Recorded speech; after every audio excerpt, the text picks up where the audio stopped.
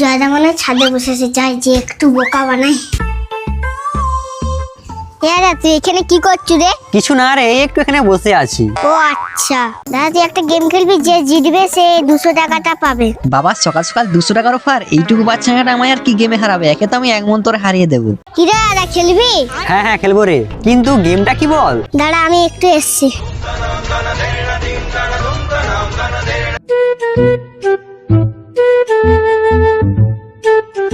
দেখ দাদা, দুটো গ্লাসে সমানভাবে জল রয়েছে, যে আগে গ্লাসটিকে জলটা শেষ করতে পারবে সেই জিতবে। ওহো, তাহলে তো আমি জিতবো। দাদা জলটা কিন্তু একটু মাটিয়ে ফেলা চলবে না। ও আচ্ছা আচ্ছা বেশ। চল দাদা তাহলে গেম শুরু করি। হ্যাঁ হ্যাঁ নে চল তাহলে শুরু করা যাক। দাদা শুরু করছি তাহলে। হ্যাঁ।